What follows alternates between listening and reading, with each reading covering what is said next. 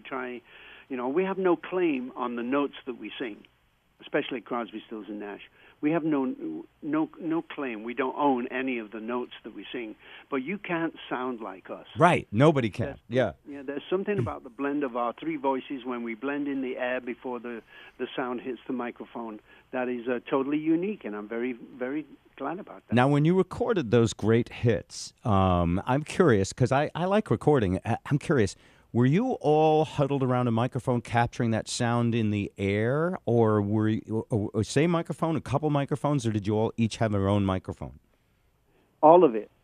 And that was part of the difficulty in making this record.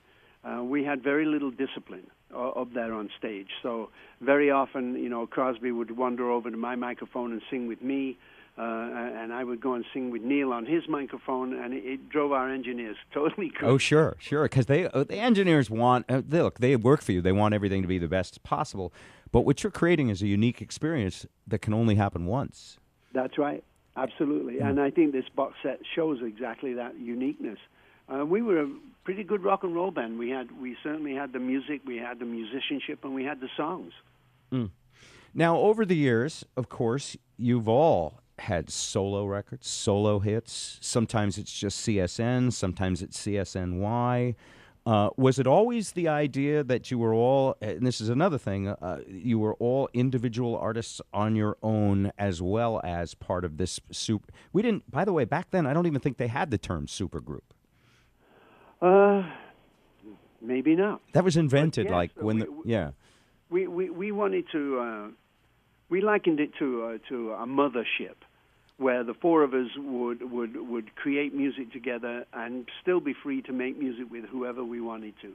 That's why, as you said, there's Crosby, Stills, and Nash records, Crosby, Stills, Nash and Young, there's Graham Nash records, there's the Crosby records, there's Stephen records, there's Neil records, there's Crosby Nash records. I mean, it's endless, and it keeps us fresh, and it keeps us on our toes. What's it like for you to hear the finished masters of something done 30 years ago? 40 years. 40 years. I'm sorry, 74. Oh, I'm old too. All right. Can you suspend your, can you hear it almost as if you're hearing it for the first time? Absolutely. One of the difficulties that I had was the fact that I was one of them, not just the producer of them. I was actually one of them, and that was kind of interesting mentally for me. But I think that we presented a great concert. I think that people are going to really realize that we were very serious about what we did, whether we were laughing or having our hearts broken. We were serious about it. Say more about what you just said about being one of them. I'm not sure I know what you mean. You were part of that great group? I was the producer of Crosby, Stills, Nash and Young, but I was one of them. I was the Nash part. And that was kind of interesting, because rather than concentrate on the Nash music on that, I wanted to make sure that everybody shone. I want everyone to shine. Always have done. So as a solo person, but also as an overseer and a producer of the whole project, you were seeing it, experience it almost as an audience member with the whole thing. Exactly. That's exactly right, Bob. Well, by the way, you're retiring soon, aren't you? I'm not. Well, I'm stepping away from a 25-year wonderful show here with my Stills, Nash, and Young partners. But I hope to still be a human being who does things. I think you will always be a human being. Yeah, but they keep I don't know. I never use the word retire, but they keep using that word. But yes, I'm leaving the radio program after 25 years. And what are you going to do? I have a couple of things. I've always wanted the freedom of a podcast where I could do interviews. And the other thing that I do on the show is I have always had and supported music with local musicians and national musicians who tour through the area. And we have them on the show live. And so I'm going to continue producing those and interviewing musicians. Because it's my favorite thing. That's a fabulous idea. Yeah, and I'm a bit of a musician. I'm also playing in a band, and we're going to have the freedom to tour and play fairs around the country. And that's just like when you're doing this 5 days a week, you can't go anywhere, and it's a blessing, but it's also somewhat limiting. Well, I'm sure that your fans are going to be sorry that they're not going to hear you 5 days a week, but I really applaud your stepping into the future like this. That's great. Thank you, Graham. Coming from you, that means a lot. Hey, I want to ask you about something. You are well known for your activism about causes you care about.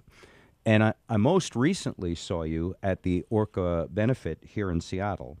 Mm-hmm. You, over the years, I mean, have always been very vocal and outspoken. What is at the top of your caring list today? Well, it's always been the future of our children and the education of our children and the way that we're bringing them up. It's always been anti-nuclear. I think it's madness to use nuclear power to boil an egg, for instance. But right now, I'm very concerned about the state of our oceans.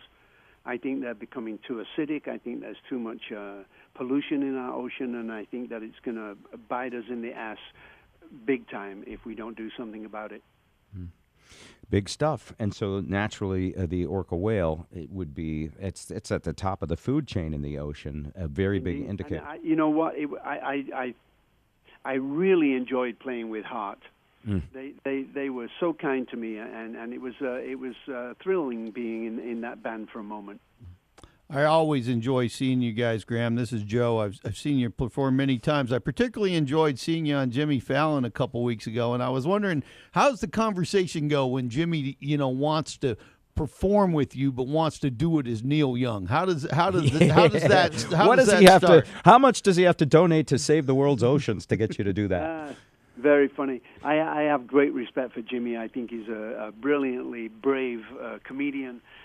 We had a lot of fun doing it. You have to suspend your belief system. You have to, not take yourself so seriously when you're with Jimmy. But it was very funny. After the show, two things went on. One of them, Jimmy came up to me and said, "I can't believe I'm singing with Crosby, Stills, and Nash."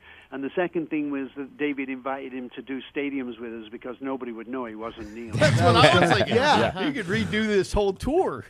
Graham Nash. Right. Graham, I can't wait to get this. It's a 3-CD DVD box set, 1974. The release of CSNY 1974 is tomorrow.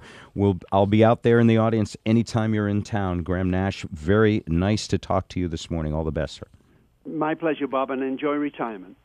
I'm not retired.